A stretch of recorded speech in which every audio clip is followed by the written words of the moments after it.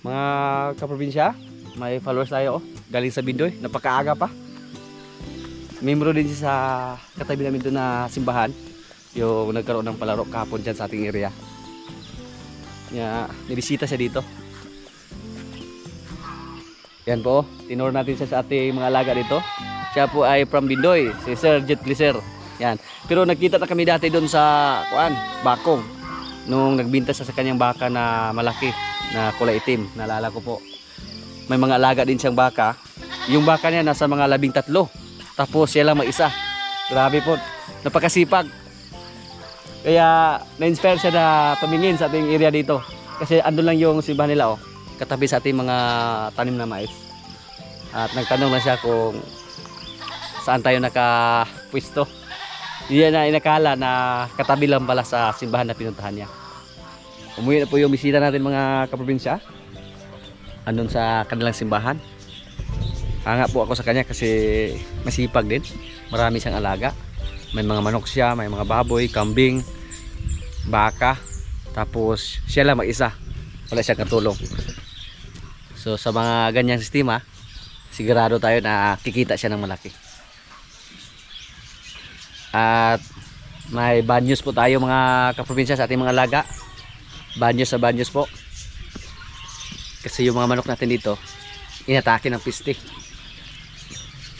Halos maubos yung mga manok natin. Noong una po, inakala natin na wala lang. Kung naalala niyo po sa una natin mga video, may isa tayong tandang na namatay doon. Yung parang talisayin natin. Inakala natin kung ano yung nangyari sa kanya kasi bigla lang namatay. Kahit hindi naman siya matamlay. Katapos noon, yung mga manok natin dito, sunod-sunod na namatay. Tingnan niyo po oh. Marami. Yan. At yung namatay siguro nasa mga more than 100 heads yung namatay sa ating mga manok. Dati po, pag magpapakain tayo oh. Yan, wala nang lumapit. At may mga natira tayo yung mga sisiw na nasa kulungan lang. Yan. Pero mga ilang hits lang at hindi pa kami sigurado, baka maubos silang lahat. Nakakalungkot na balita no. Tapos na sana yung kulungan natin dito na dinagdag yung paitlugan sa ating mga manok, tapos kinonvert natin into cage. Ito po. Pero ang problema, inatake tayo ng piste. Sa loob ng mga 5 taon natin pag-alaga ng manok, ngayon lang tayo nakaranas ng ganito. At hindi lang yung alaga natin dito ang nadali. Pati yung mga kaibigan natin na nag-alaga din ng manok, namatay din. Sa kanila, pati pabo, namatay. Ubos lahat. At dito sa atin, nakikita nyo naman sa ating unang mga video na napakarami nating manok dito. Isa sa mga dahilan sa kanilang pagkamatay mga kaprobinsya, yung El Nino. Napaka-init sa mga nakarang buwan. Tapos, dito sa atin ngayon, sunod-sunod na yung pag-ulan. Ayan po ating napapansin kung bakit namatay yung ating mga manok.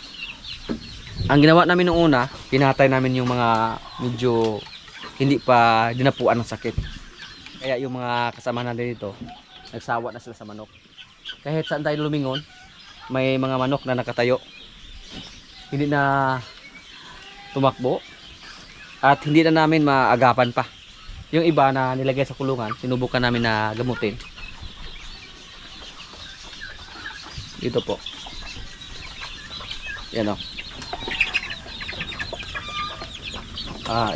May isa dito yung galing sa Area 1. Nilagay natin sa kulungan at pinainom ng gamot para hindi siya mahawa. Pero wala tayong magawa mga kaprobinsya sa nangyari sa ating mga alaga. Kahit saan tayo magtanong, ganun talaga. Basta may mga alaga tayo. Kadalasan po ang comment natin, ganito talaga yung mangyayari sa ating mga alaga basta hindi tayo magpapuna. Pero kumpiyansa naman tayo kasi matagal na pong panahon tayo na nag-alaga ng manok. Tapos ngayon lang tayo nakaranas ng ganito na mamatay yung ating mga alaga. Tingnan niyo po, napakatahimik na. Wala na lumapit. Ang sistema nito, maghintay lang kami kung may matira pa ba sa ating mga alaga. Dati po maraming nagsasabi sa ating mga video, maraming nag-comment na kailangan nating magbakuna para maiwasan yung ganitong sistema. Pero sa tingin ko po, kahit magbakuna pa tayo, basta ganito yung sistema sa ating pag-alaga ng manok na naka-free range lang. Hindi sila nakalagay sa bakod or hindi sila nakalagay sa kubo. Dapuan pa rin sila ng sakit. Okay sana pag magbakuna tayo pag nakalagay lang sila sa kulungan. At yun po ang i-maintain natin ng bakuna. Pero yung sa atin, napakahirap nga kaprobinsya, napakahirap ka damputin yung mga manok natin pag andun na sa labas. Pag bakunahan natin silang lahat, mahirap. Para sa akin lang, nahihirapan tayo. Pero okay lang, tanggap naman natin yung ganitong sistema, yung ganitong pangyayari. Wala naman tayong magawa dyan. Hindi natin hawak yung buhay nila, hindi natin hawak ang panahon kung ano ang mangyayari sa ating mga alaga.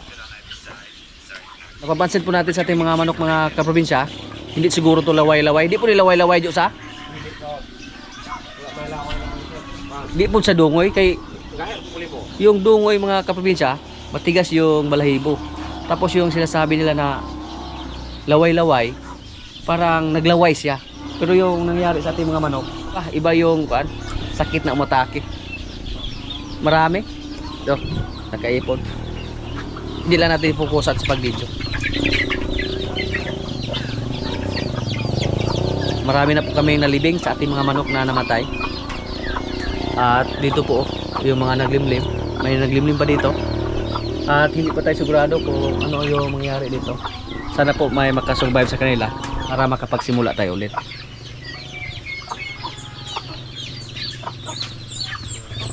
Meron pa doon, oh. Marami pong nagsuggest sa atin dati na magbakuna tayo sa ating mga alaga. Okay lang siguro pag nakalagay sila sa bakod, tapos may bahay para mabakunahan natin sila lahat. Pero dito sa atin, yung sistema sa ating pag-alaga parang traditional lang, backyard lang, tapos nasa labas lang sila lahat. Yan po, may isa dito na hindi na bumaba, inahin yan. At may natira pa dito na nasa kulungan, pero hindi pa tayo sure kung makasurvive ba sila. At dito rin,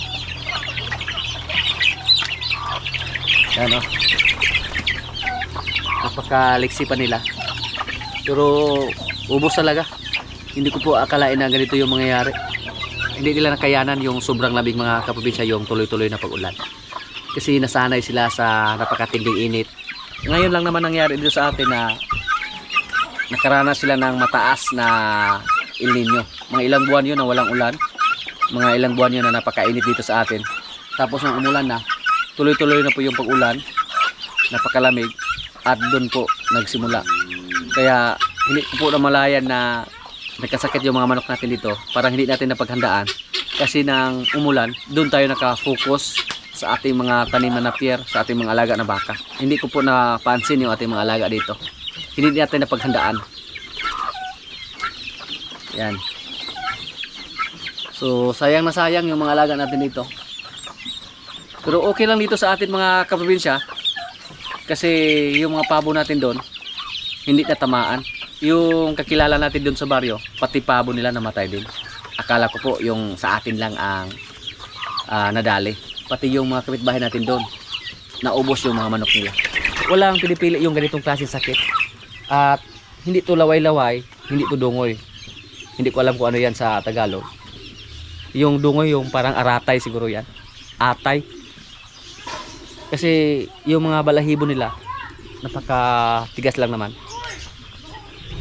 Dito, mukhang hindi namin kayang gamutin to. Suko na tayo dyan mga kaprobinsya.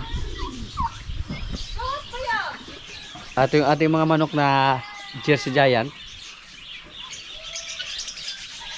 tingnan natin. Baka nahawa din sila sa sakit na dumapo dito sa atin.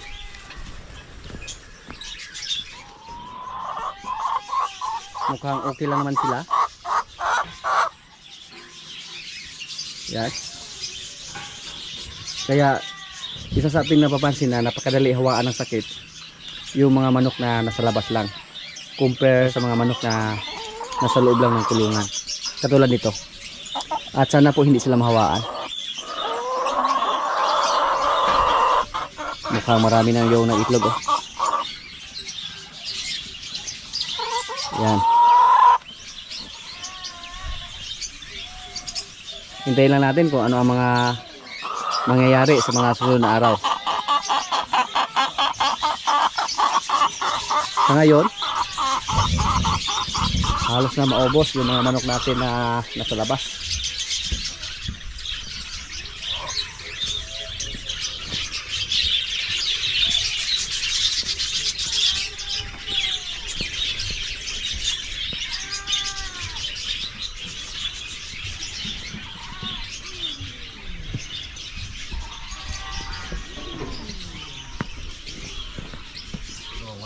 Lisod ba pong magbakuna ko tayo na aning galayaw rasa? Tinagsaon man na og dakop. Ang kabukunahan ko mo ta. Sasaw kay kinakatuloy na pero mapuno. Napakatagal naman natin nag-alaga ng manok. Ngayon lang tayo nakaranas ng ganito. Meron pa oh. Medyo kuan pa sila sa ngayon. Ilubong nito. Yo. Kali update po mare oh. Tingnan niyo po mga kaprobinsya oh. Napakarami. Ay. Tignan.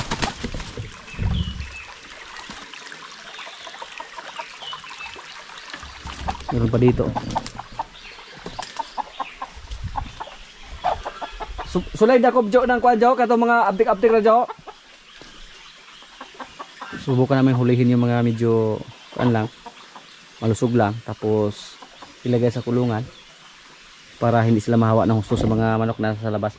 Mahirap nang gamutin mga kaprobinsya. Pag dapatan natin sila ng gamot, dapat isa-isa bigyan ng gamot. Pero ba mga abtik ra jo? Dakpa jog buta ng kurungan nga gagama nimo dia. Yung kayong tambal.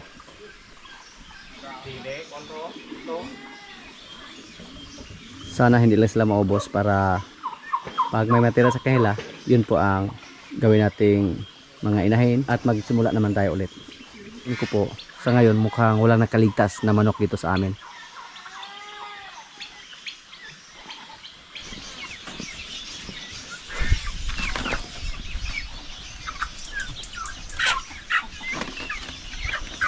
Bro.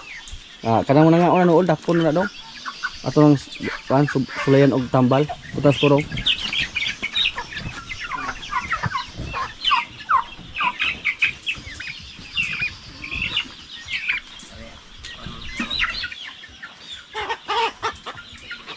Napakataba ra mga kaprobinsya.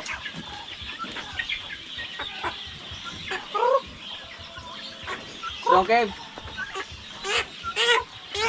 Dati napakarami natin manok dito.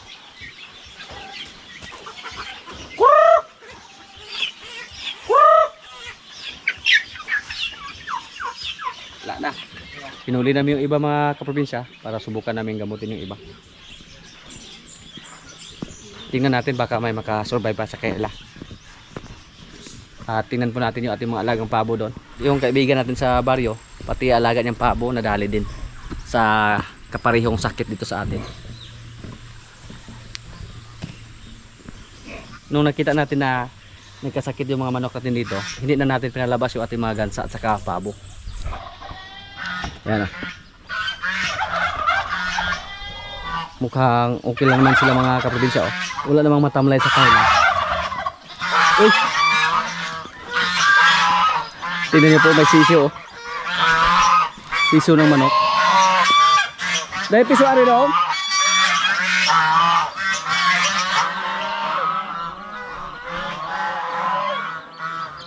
Saan daw yung nanay nito?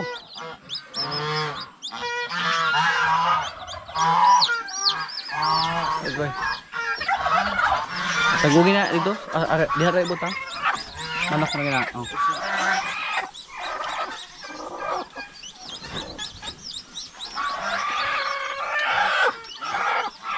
Dira ibutang para dili na sa hawa sa mga kuan. Ikulong na muna natin. Hindi natin na malayan mga kaprobinsya na namatay yung ating tandang dito. Pinakala natin na wala lang yun, pero yun na pala ang simula. Sakit dito sa ating area.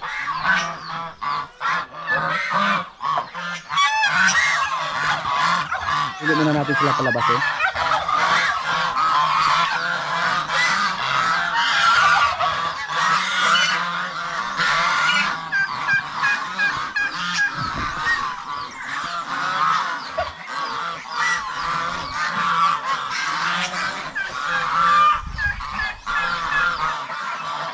Subukan lang natin na magsimula ulit sa ating mga alagang manok. At yung mga baboy natin dito, ito po yung una nating iniay, oh. Hindi sila pumayat mga kaprobinsya kahit binawasan pa namin yung pagkain nila.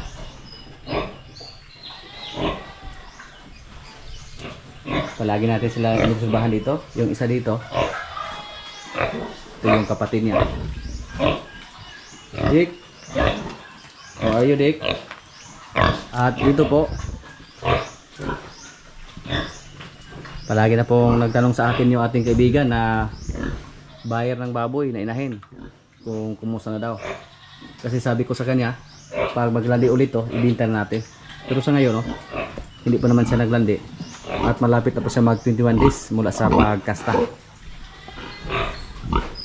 At yung isa dito, lagpas isang buwan na siya mula sa pagkasta. Uy, may sugat yung gilid niya, oh. Sana buntis siya sa mga kaprobinsya, oh.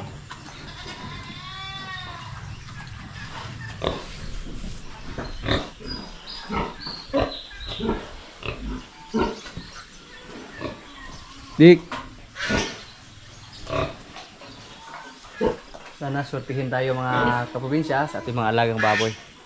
Kahit medyo may negative na nangyari ngayon tungkol sa ating mga manok, pero tuloy lang tayo dito. Tuloy lang yung trabaho. Yung mga manok natin na alaga, yun po sana yung palagi namin inuulam dito. Kasi marami po tayong mga kasama dyan. Pero nadali yung mga manok natin. So, sabi ko sa kanila, ngayon sawa pa kayo sa manok. Pero sa sunod ng mga buwan, tiis-tiis muna tayo. Wala muna tayong katay-katay ng manok. Wala muna tayong ulam na manok kasi magpaparami naman tayo ulit. Dati po may nakita ako ng mga video doon sa FB na yung mga alaga nila, mga kambing. Tinanong po sila kung bakit magandang alagaan yung kambing compare sa manok. Sabi po nila, mas maganda yung kambing kasi pag may magkasakit, isa lang. Hindi magkahawaan. Hindi katulad sa manok na pag dapuan ng sakit, magkahawaan lahat hanggang maubos. Yun po ang sabi nila. Pero dito sa atin, kumpiyansa lang tayo kasi naka free range lamang yung mga alaga natin. Malaya sila makagala-gala. Pero nangyari po dito sa atin ngayon na dinapuan tayo ng piste. May iba pa mga manok tayo dito, oh. Sila po yung mga mailap, ulihin. At si George. Musta George? Si George mo mga kaprobinsya, nakakasta na siya. Katikim na siya ng babaeng kambing. Pero hindi muna natin siya dalhin doon para hindi siya magsawa. Ganun talaga yung buhay, no? Dito sa ating area, marami na po tayong naranasan. Marami na po tayong experience dito tungkol sa ating pag-alaga ng hayop. Napapawaw po yung bisita natin na galing sa Bindoy. Nakita niya yung mga baka natin sa Batangas. Ito yung baka niya na gustong tingnan. Yung mga baka natin na galing sa Batangas. At si Puli. Sila yung mga artistahin dito.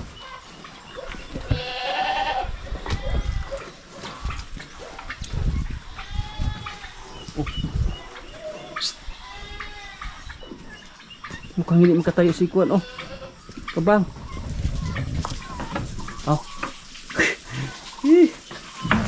Ginabahan tayo mga kaprobinsya. Parang nakasandal lang siya sa kuat. Kabanga ka. Kabang.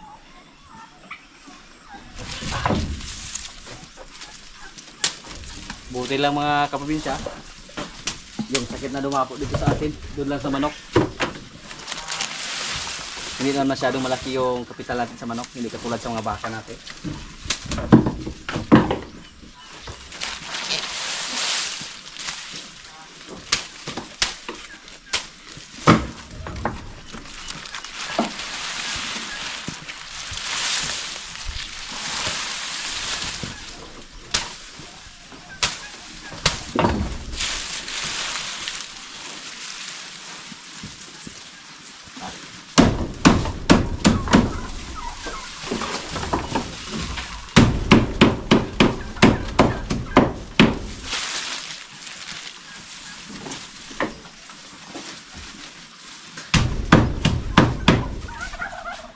Puntahan natin yung ating mga tanim doon na kalabasa at saka sitaw.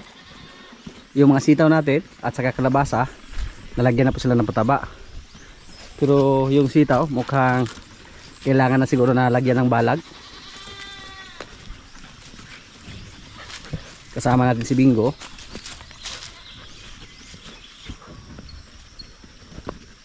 Bingo.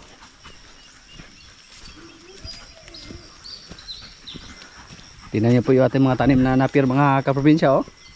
Green na green na. Akala ko noon una mamatay yung mga napier natin dito dati sa panahon ng tag-init.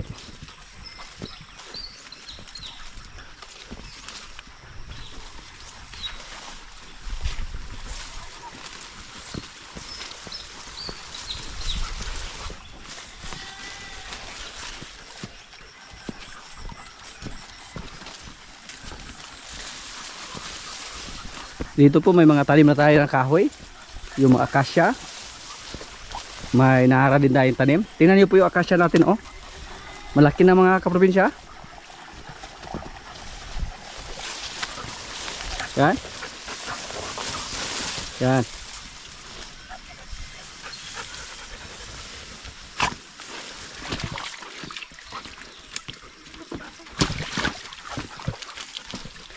Dito po mga kaprobinsya. Shout out po sa ating kaibigan na nasa DE sa Mabinay. Parang Kabusog yung apelido niya, nakalimutan ko yung pangalan. Shout out po. Nag-chat sa atin na may available daw na durian na punla dun sa DE, Municipality of Mabinay. So, nag-abil po tayo. Sana mabigyan tayo ng durian. Taniman natin to ng maraming durian yung area natin. Pero yung gagawin natin dito, sa gilid na natin itanim. Or sa gilid ng ating area kasi may mga tanim tayo na napir dyan. Noong una sabi ko po sa kanya, ma'am baka mahirapan ako magtanim dyan kasi yung area ko may mga tanim na napir. Sabi niya okay lang daw kasi matagal naman tumubo yung durian at saka yung napir mga maliit lang, so okay pa daw pag magtanim tayo ngayon ng durian habang may napir sa gitna. At naisipan ko naman na dito lang sa gilid natin itanim yung durian. So pag may available na durian doon sa Mabinay, sa DE, maglaan siya para sa atin. Nasa mga 100 seedlings daw yung ibigay niya sa atin. So, ito na po yung mga tanim natin na kalabasa. Malalaki na mga kaprobinsya. Sikanusan namin to ng pataba. Tapos magtanggal kami ng damo dito. Yan, oh. So dito po yung target natin na magtanim ng durian. Pati dyan, oh. Taniman natin ng durian dyan. 100 na puno. Yun po ang target natin na itanim dito. Dito sa gilid natin taniman. Pag mabuhay yung ating mga tanim dito na mga niyog, medyo marami na yan. Siguro almost 100 na puno na yan, na niyog. Pero dagdagan pa natin yan kasi marami pang bakante dito.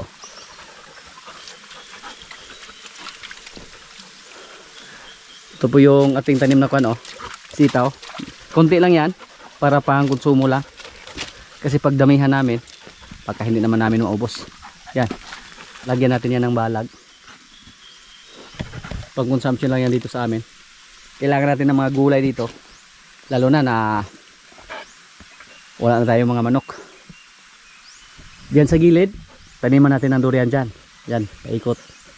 Yung dito sa gitna. Dito sa gilid ng sapa. Mga napir natin, oh, napakataba po sa ating napir dyan. Mataas na sana pero hindi po na namin harbisin. Hintayin muna namin na medyo tumanda ng konti. Para yung mga katawan nila, pwede natin itanim. Kasi pag ganyan lang yung edad nila, nasa murang edad pa lang, tapos harbisin natin at itanim natin yung mga katawan, malaki ang posibilidad na hindi yan mabuhay. Malata lang. Dahil malambot pa, hindi pa matigas.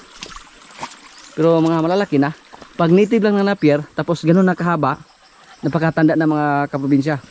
Pero yung mga napier natin ay mga napier pakchong po to. Mga hybrid. Kaya tingnan nyo po, napakahaba na po sa ating napier. Yan. Pero nasa murang edad pa lang. Mga isang buwan pa lang mula sa pag-ulan dito sa ating area, pero ito na po yung resulta. Po naharbisan na namin to nung sinunog namin yung mga tuyong damo dito. Pero nung nakatikim sila ng ulan, napakabilis lumaki.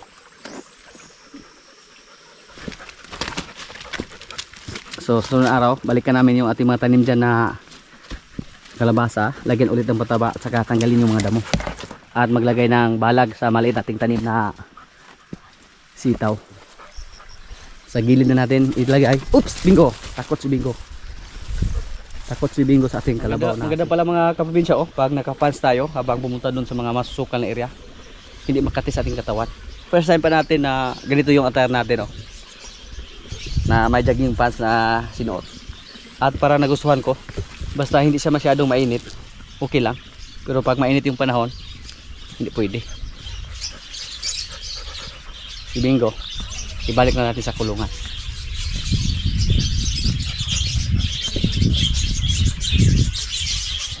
Mga kaprobinsya, kain na po. Ito yung pagkain namin, oh. Gulay na may gata. May baboy pa. Yan. May avocado. Lord, maraming salamat sa pagkain. So, kain na na.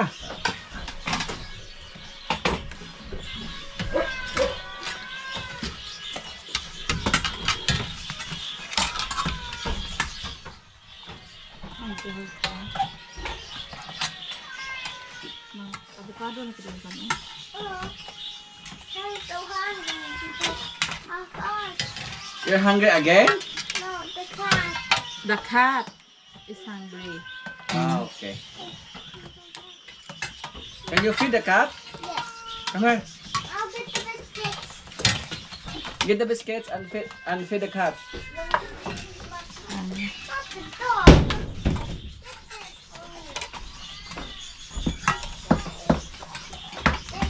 Wait, look at Avocado naman yung kainin natin. the biscuits. No chewing the cat. Don't make the cat angry. Don't make the cat sad. Masarap. Don't make the cat sad po no. Good bunny, make the cat sad.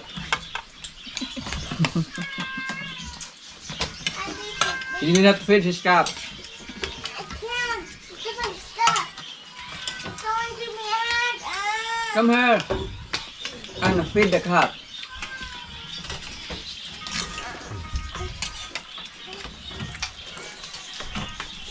Hindi ka na lang ba? Help me. Help me. Nabitay na. Ay, ikaw? Siguro ito. Naghapo na si Tred sa durian.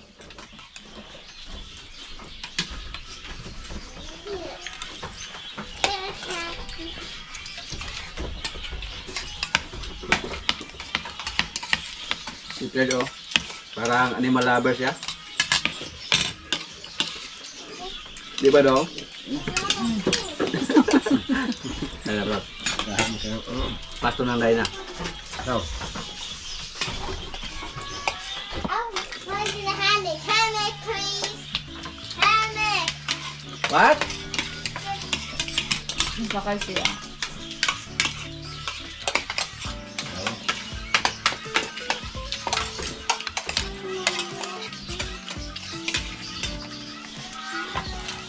Ay, hagod yun.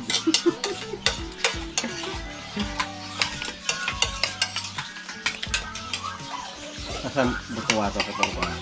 Ito, pula. May makaon. Biglaan. Ako rin ibalik ganito doon yung kararaning nagungali sa kagawas, ihikot ba? Ah, ganun plangkal. Hiningawan na siya. Kaniniwang mo na. Kapit mo. Agad. Hiningawan. Madali lang. Bali, kuminaw. Ay, hilak niya. Mato pa na Sir Paul nga sa gawas ko no. Babae may mugas to. Shout out po kay Sir Paul Perez. Sir, ang akong taga-bukado.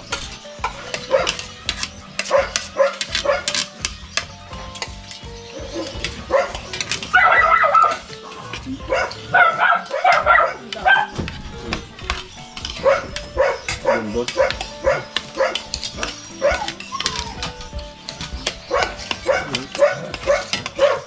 Nana ko yung dula hapon. Tapos, relax na mo.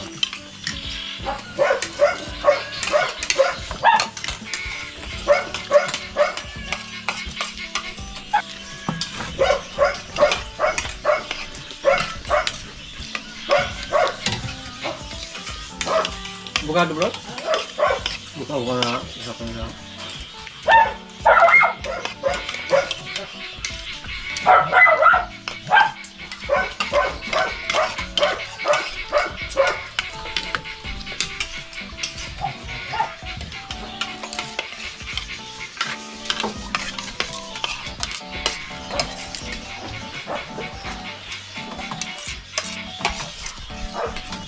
Dito ito sa kanya.